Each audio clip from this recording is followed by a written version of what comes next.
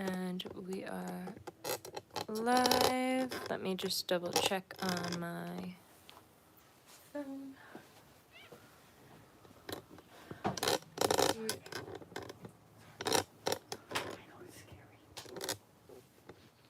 We don't. People coming in yet? Nope. Okay, we'll let you know when people are joining. Where will this show up? Show up on the. Should show up on the live tab. It takes a minute usually. It's not on mine yet either. Oh, is it there? All right. So is there like a waiting room that I wait in? Now we're in. People are in now. I'm okay. seeing Okay. people joining. Hi everybody. So this is I think my second live thing on YouTube, and there's a lot of stuff we want to talk about, from music festivals, upcoming festivals, past festivals, festivals when I was a terrified 10-year-old, and there's a new release coming out, and then we have some amazing Moby Pod releases coming up, and we want to talk about Bagel, and what else we want? And then there's a ton of questions coming in, so we'll answer people's questions. Okay, and then yeah, of course, first and foremost, I'll be answering everybody's questions, or I'll be trying to answer as many questions as possible. By the way, the microphone on this phone is sometimes weird. Does it sound okay? I still don't have it yet. Oh, weird. Well, we can ask the people in the chat. Yeah, Can they so hear? here's a question for everybody. Can you hear me okay? Oh, it says, my volume is great, but yours is not great. Maybe we just move this a little closer to you. How about that? Uh-oh. Because I'm like so close to the phone. Is this any Might be better? a little close now. Uh-oh. Oh, okay. How does that look, everybody? Do we like this? Can Does I- this feel good? Do I sound okay, or do I still sound like I'm far away in a cavern?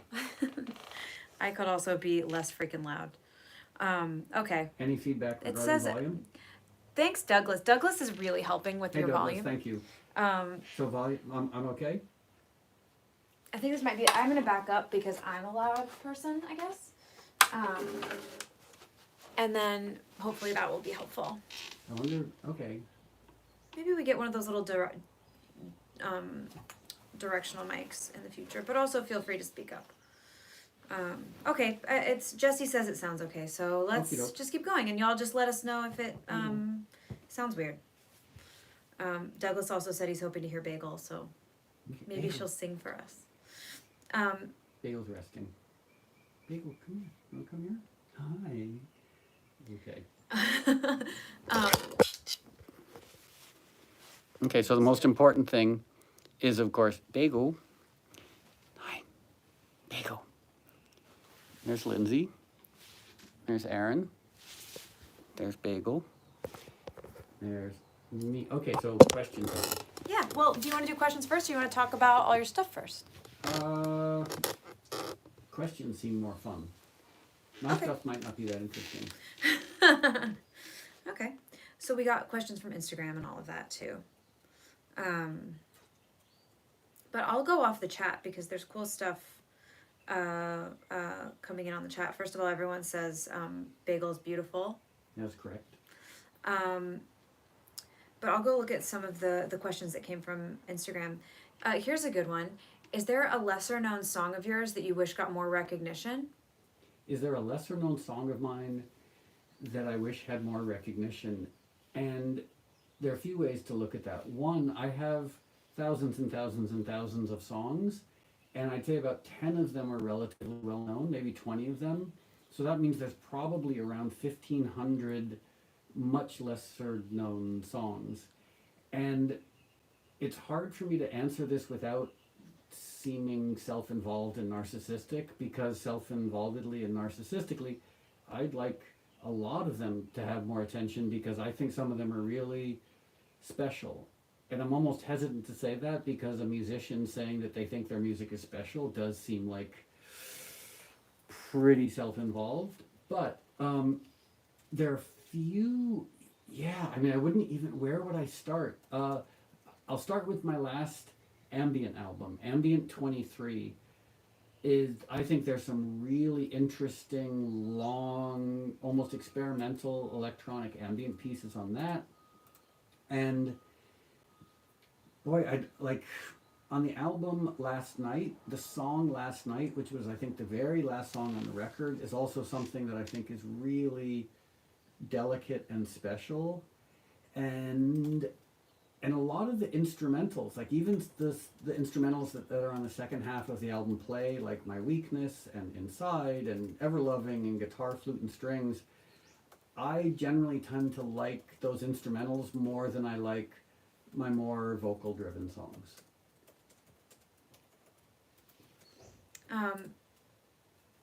And then, okay, so when you're playing live, like you did at Circle Odyssey Yes. a few weeks ago, do you have a favorite song that you like to play? When I play live, which is very, very infrequently, in terms of a favorite song, weirdly, it would be Go, because that's the song I get to play tons of percussion on. And playing live is generally really fun, but playing percussion live is really, really fun because you just get to hit congas and bongos as hard as you can, and it's physically really satisfying. And also, I'm not singing, so I don't have to worry about my voice sounding bad. So Go and other songs where I play percussion are the most fun just because I get to stand there and hit things. Speaking of live, I have one upcoming live show. Let's talk about it. So I don't tour much, but I got asked to play the Portola Festival in San Francisco, and I said yes. Largely informed by the fact that it's 45 minutes away, and it's got a really, the lineup is really interesting. I mean, LCD Sound System and The Prodigy and Underworld and the Chemical Brothers. So I'm looking forward to doing that. Portola, I think it's in September at some point. That's I exciting. don't know when, because I don't know anything. So Mira Fortuna asked if you would ever like improvise on stage. Would I ever improvise on stage? I've done a lot of things that are sort of improvisational, but usually in a more ridiculous way, like playing cover songs that I've never actually played before. Like one time on tour years ago, I decided to cover a Def Leppard song that I'd never played before, and I made my drummer Scott sing the Def Leppard song, even though he'd never sung it before.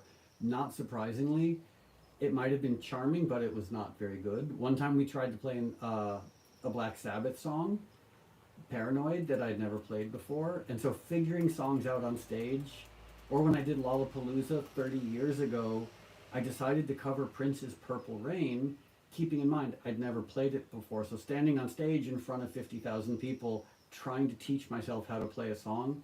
So in terms of improvisation, those might not be the best examples, but actual more sort of like instrumental, classical, jazz improvisation, I've never done that, but maybe I'll challenge myself to do that.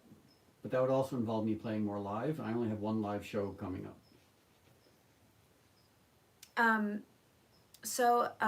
I think the name is Vanilla Kush, asked if you have any books that you recommend.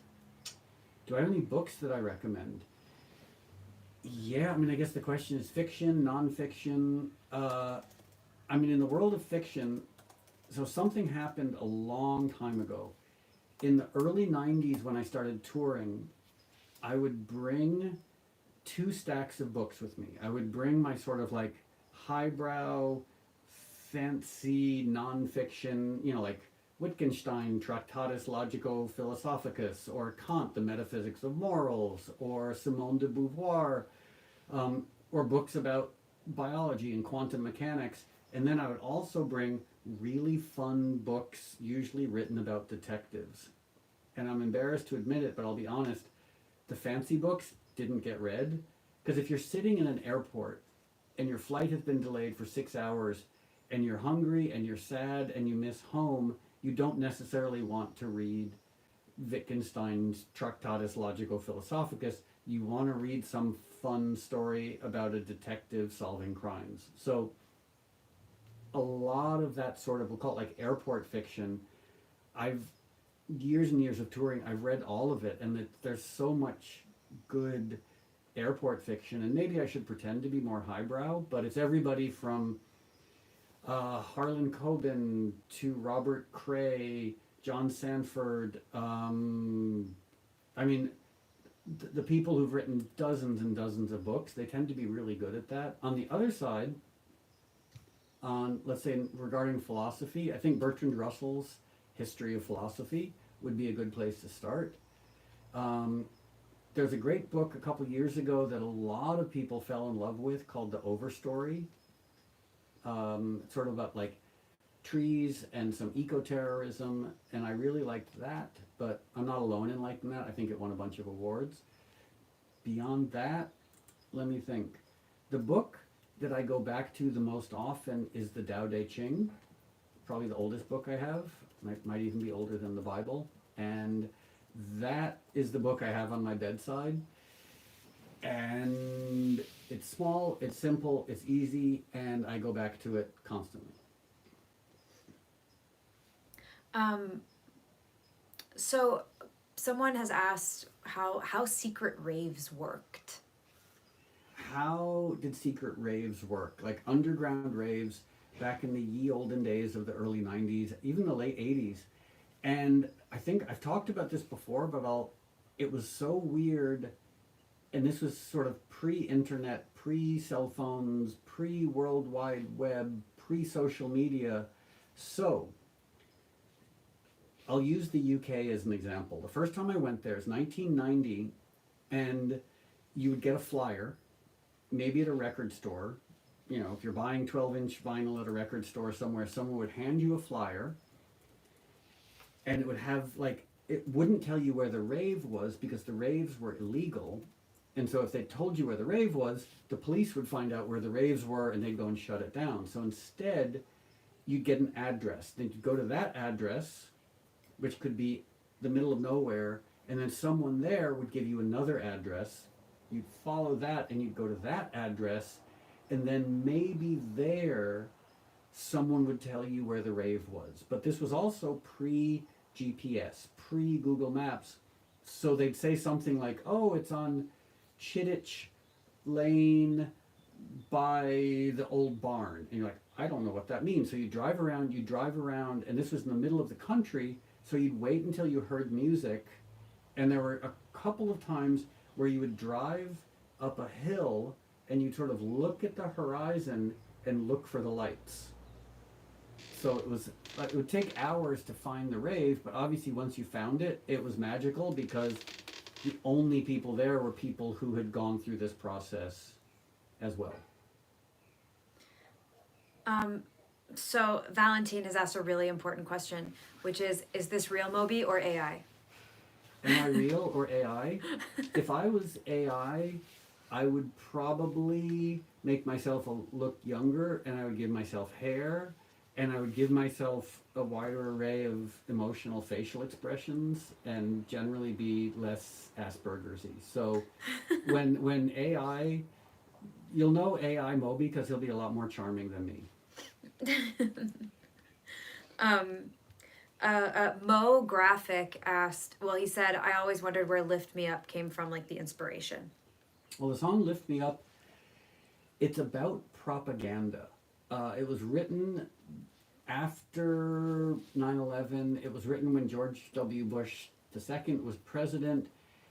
And it seemed like I had assumed that the world was getting smarter and that the world was moving past simple, reductive, jingoistic propaganda. But after 9/11, it seemed like people shed their IQs, and all of a sudden people were embracing like really incredibly basic propaganda memes. And so the song Lift Me Up is about that. It's about it's slogans, it's propaganda, and how powerful slogans and propaganda can be, how seductive they can be, but how destructive they can be. I mean, we've seen that with Trump. Trump is just a monosyllabic propaganda machine. You know, I don't know what that says about his followers, that they can only respond to single syllable words. Like, build the wall, drain the swamp, lock her up. Like it doesn't speak well to people when they're only responding to single syllables. Like Bagel has a more complicated vocabulary than that. Like she understands multiple syllabic words, not just build the wall. um,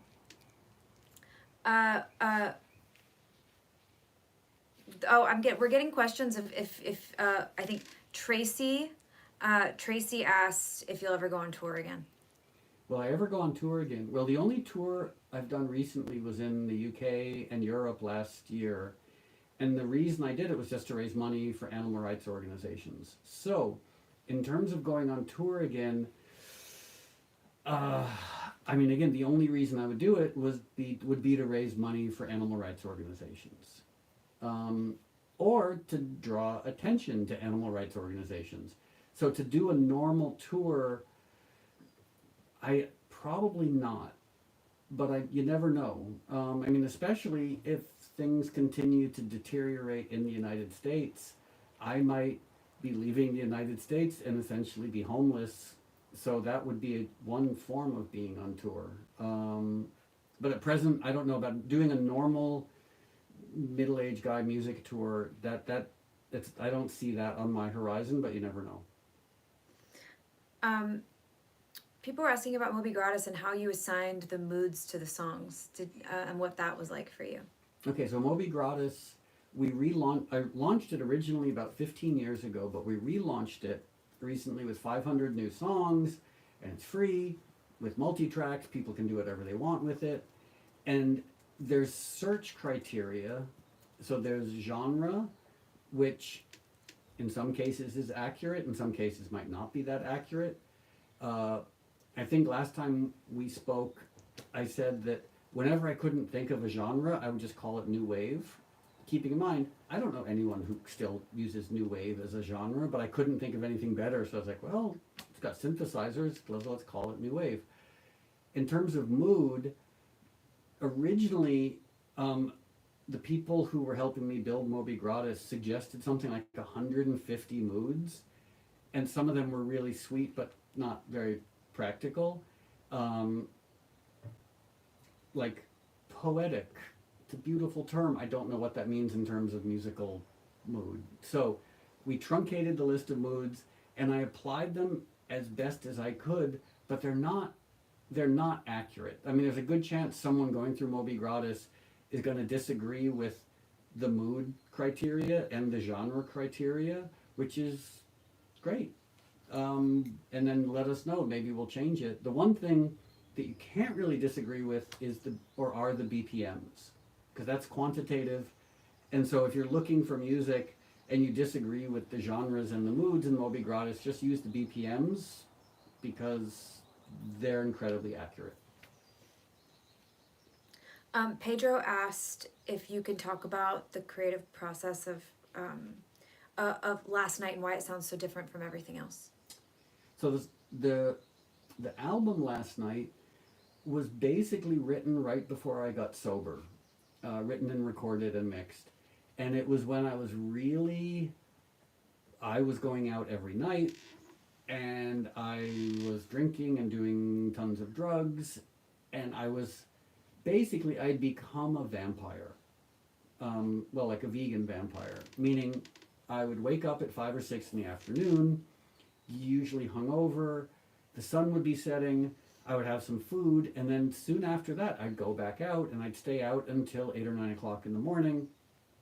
And I knew that this wasn't going to last. I thought either I would die or I'd be institutionalized. And so the album Last Night was kind of my subjective soundtrack to a night out in New York. And the song Last Night that I mentioned earlier, it was written with my friend Sylvia, and she kind of wrote the lyrics when she had been up for a couple of days straight.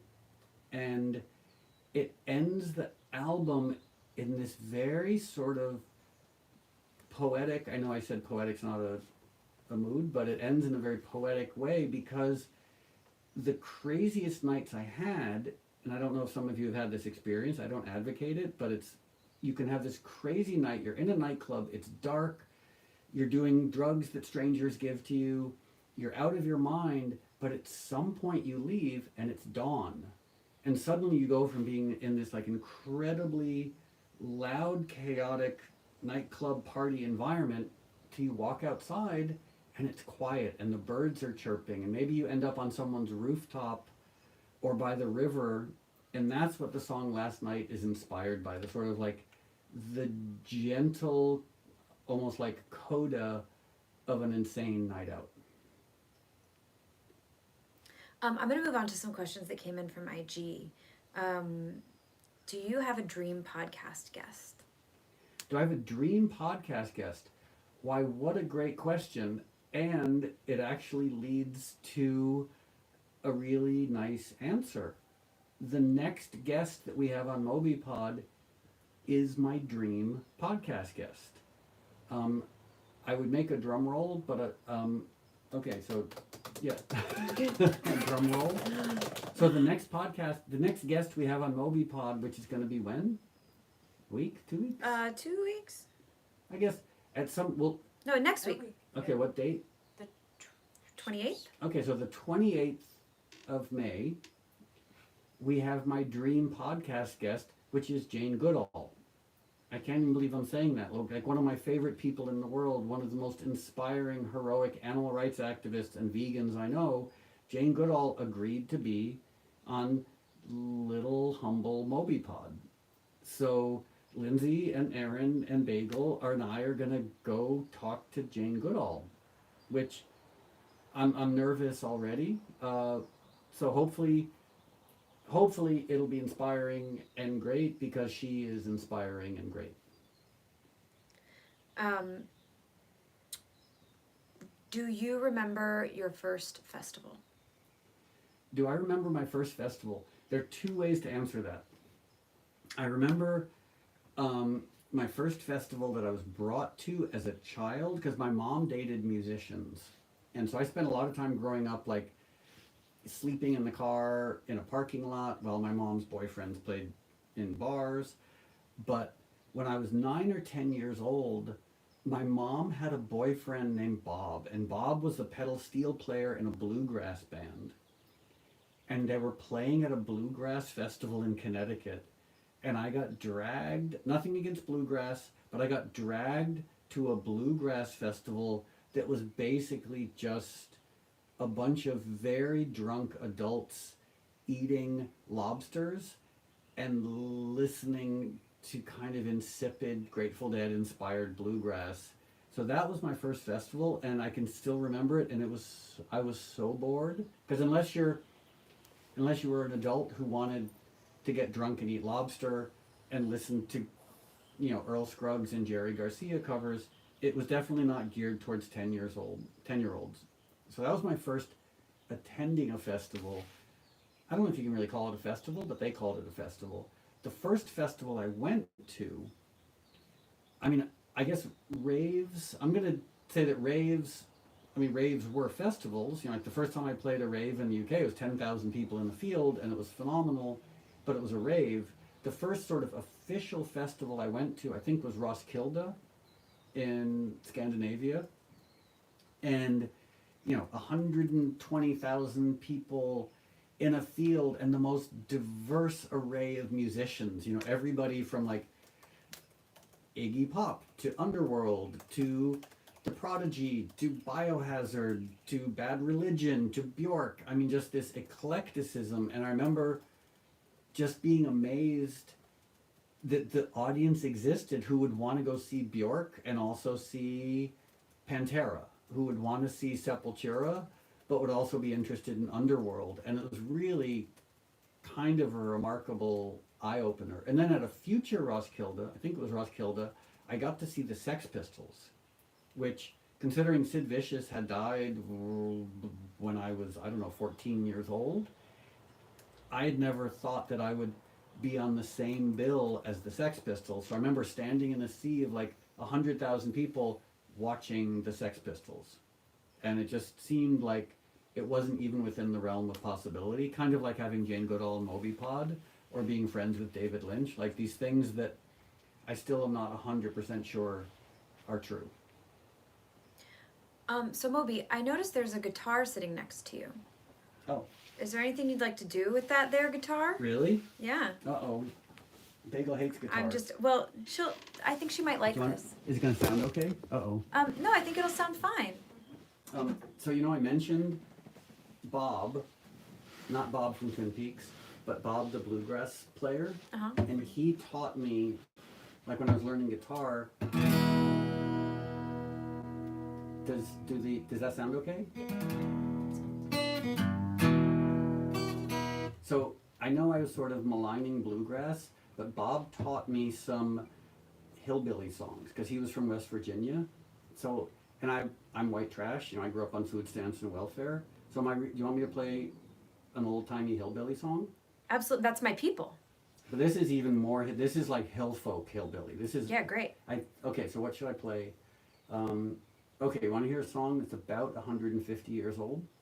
Yes. It's a story. It's a sad story song. Yeah. It's a happy song, but the story's kind of sad. Okay. And everybody has done this, from Johnny Cash to the Gun Club. Everyone has played this song. It's called John Hardy. Okay. It ends sad. Just warning. Okay. Can you change the ending so it's happy? Does that sound like hillbilly music? It sounds cool.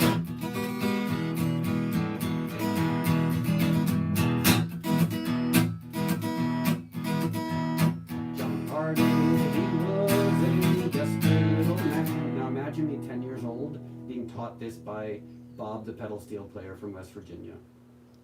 He's always high and drunk. So John Hardy, he was a desperate little man, carried 2 guns every day, shot a man on the West Virginia line, might have seen John Hardy get away, oh boy, seen John Hardy get away. What do we think so far? Okay, the story is really moving. John Hardy, he went to that Keystone Bridge.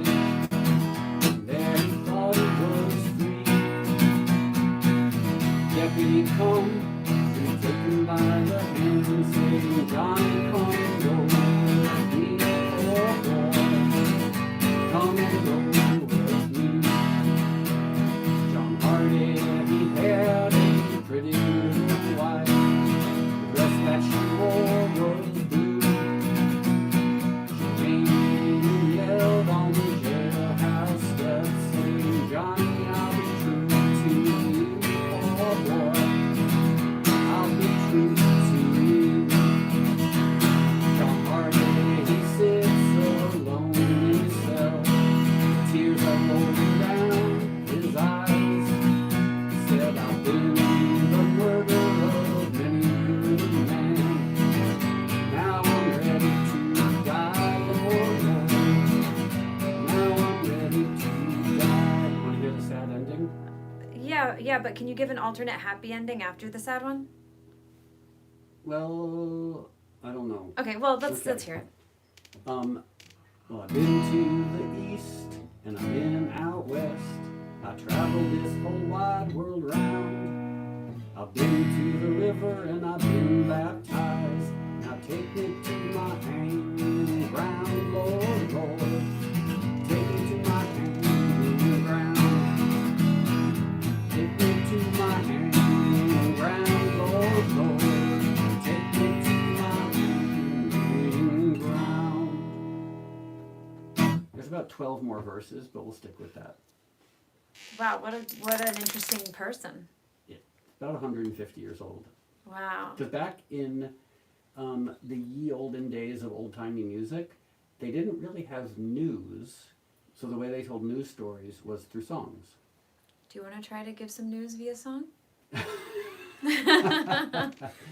Maybe I'll think. Okay, maybe next time I'll do. Maybe next time we'll do some news songs. Yeah. Yeah, like Donald Trump was a syphilitic orange man. See? Yeah, it writes itself. It's. Are there any other tunes that you feel that you want to say? You know what you do sometimes is you make really happy songs feel sad, and that's funny. Oh yeah, you can take happy songs, like Sweet Home Alabama.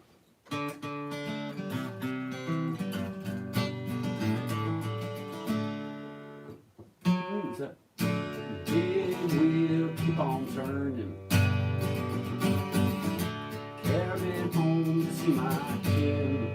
So that's all major chords. You can play it in minor chords and suddenly it becomes big wheel keep on turning.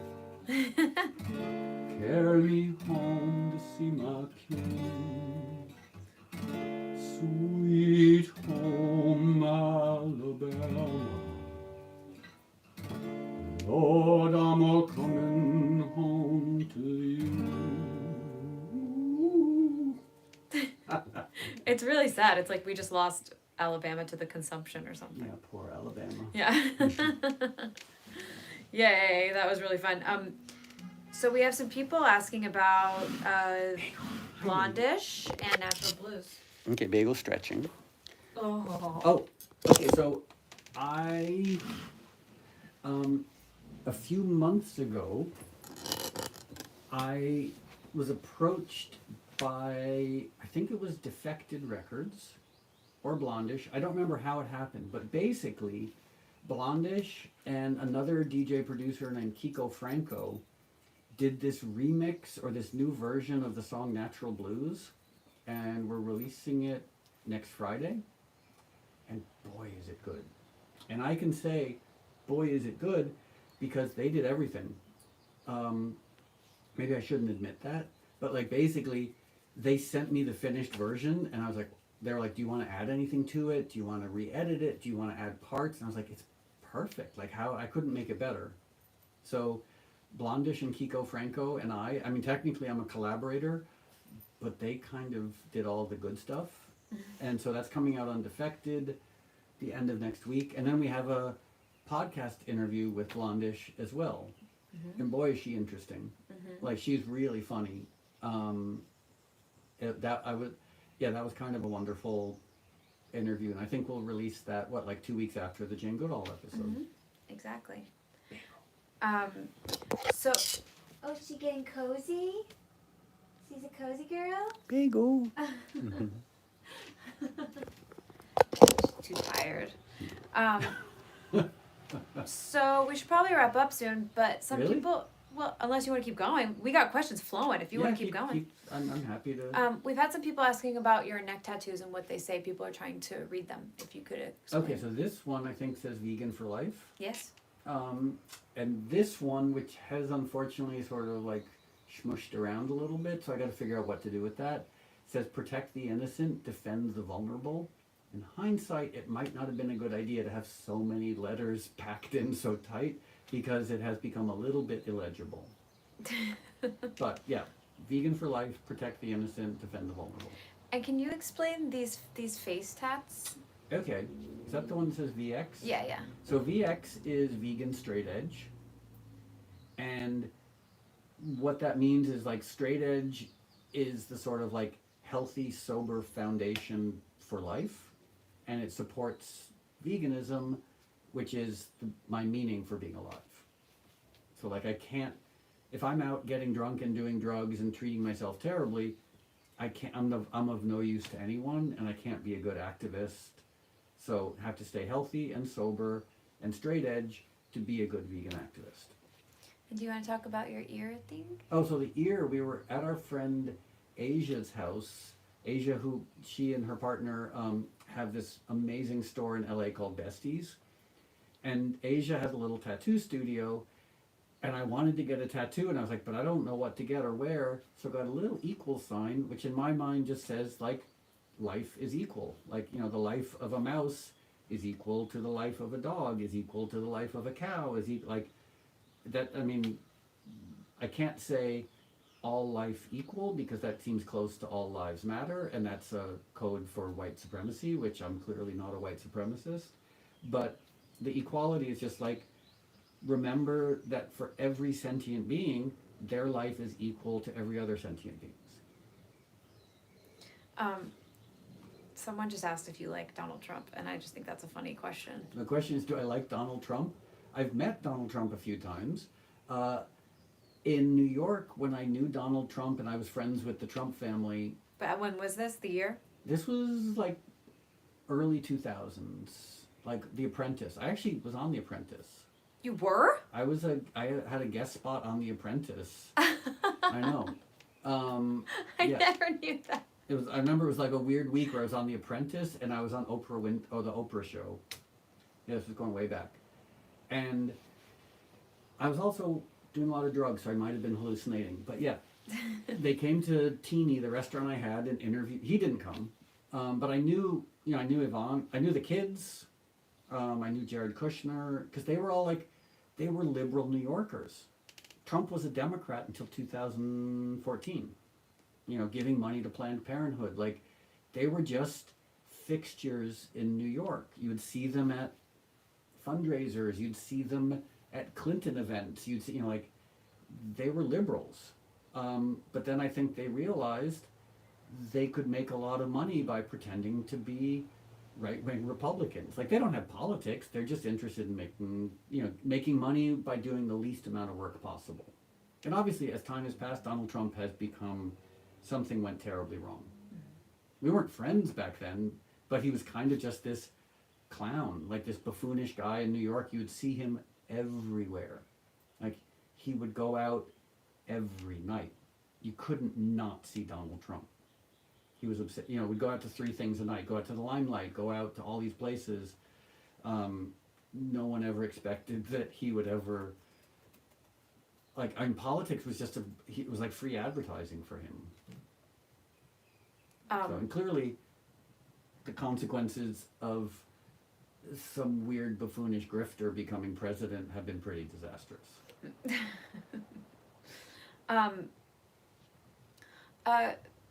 A Perfect World was asking if you'd ever write another book, any other book, biographical or any sort of any sort of book. Would you ever do that again? Yeah, I love writing.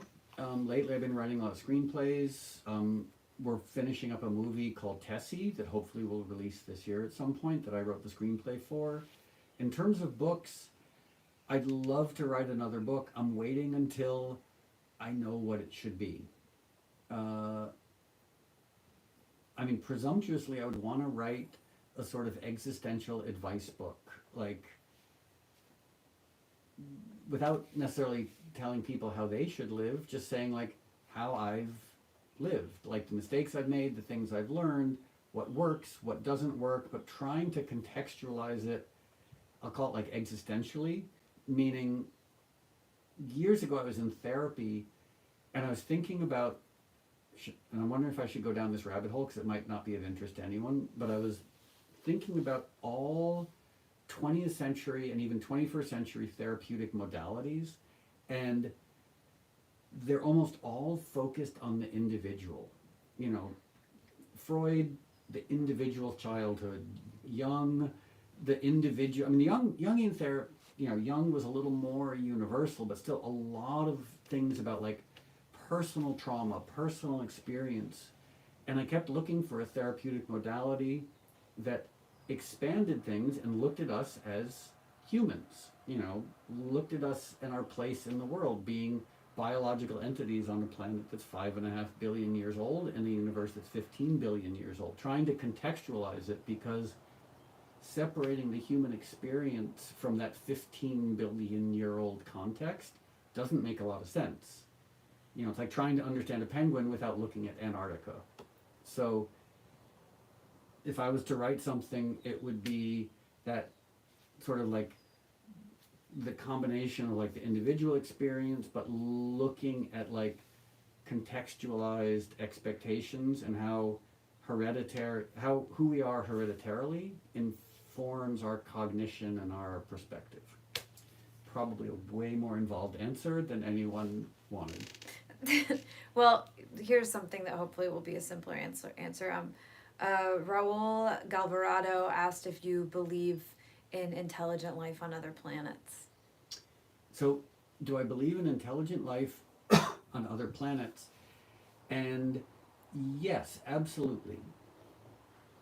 Then the expansive question becomes, has that intelligent life figured out how to leave those planets? What form does that intelligent life take?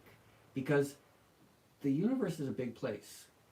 Leaving our solar system, Voyager satellite, it took decades and decades and decades and decades to simply begin to leave our solar system. Like, and it's going really fast. It continues to go really fast. So the idea of some sentient, intelligent being on another planet, even within our own galaxy, figuring out how to move across space and come here during the brief window where we can be aware of them seems very unlikely to me.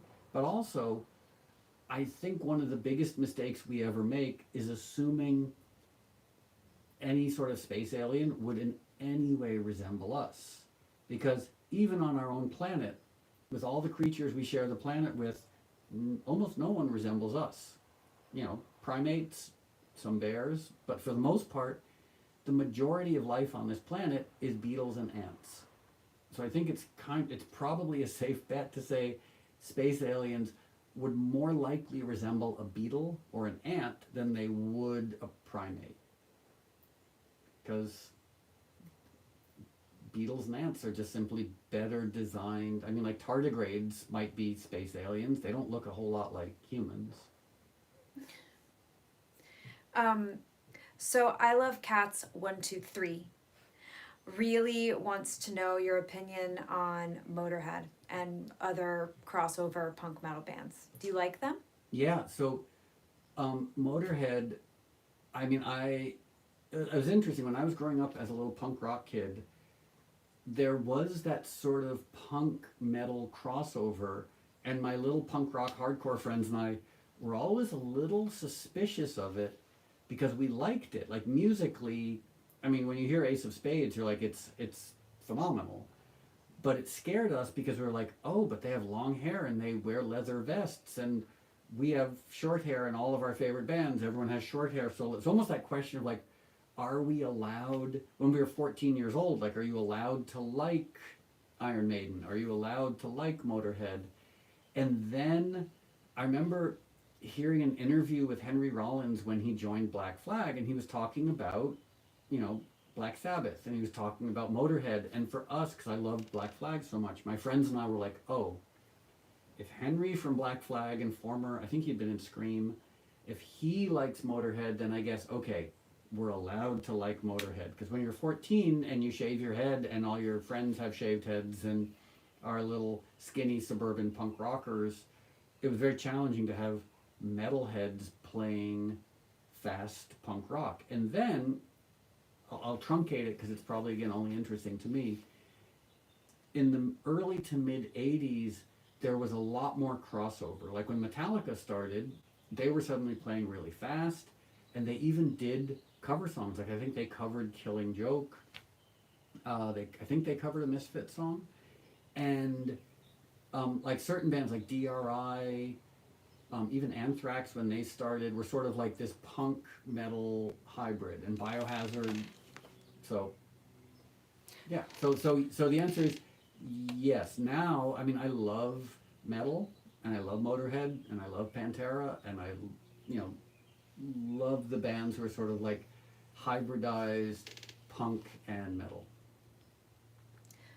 Jason Kotakis asked about your experience at Circle Odyssey and what it was like to perform with all the screens and everything. So Circle Odyssey, we did the shows with Circle Odyssey here a couple weeks ago at the LA Convention Center, and it was great. I mean, obviously the visuals that they create are phenomenal, and if you get the chance to go, I highly recommend it because they're just projected everywhere on the ceiling and on the walls. And the only weird thing for me as a performer was the stage was in the middle of the room surrounded by people. And so traditionally when you play a show, the stage is here, you face the audience. And so you get to look at the audience. But in this case, the majority, or at least 50% of the audience was behind me, and I felt really guilty just showing them my butt. So I felt like it was my job to like walk around the stage constantly, making sure everybody was okay. Like sort of like checking in with the people on the sides and the back, being like, okay, I don't want to just stand here and make you look at the back of my head. So I got a pretty good workout running around the stage, making sure everyone was okay. Here's a question. what makes you happy? Someone on Instagram asked, what makes you happy? What makes me happy? So many things. I mean, right now I'm looking out at a whole bunch of trees. That makes me happy. I'm hearing birds. So here's one thing that makes me very, very happy is I sleep with my windows open in my bedroom, and every morning without fail I awake to the sound of birds. And not just a couple of birds, but a lot of like it's loud. And I love that. Like living in a city but being woken up by birds every morning. Bagel makes me happy, making music makes me happy, watching old episodes of 30 Rock makes me happy, visiting animal sanctuaries and seeing happy rescued animals makes me happy. I mean, the list could just go on and on and on and on. I hope that you guys have long lists of things that make you happy as well. Oh, here's a good question of the artists that you're collaborating with, how they come to you, how you find them. And then maybe we should probably think about wrapping up soonish. Yeah.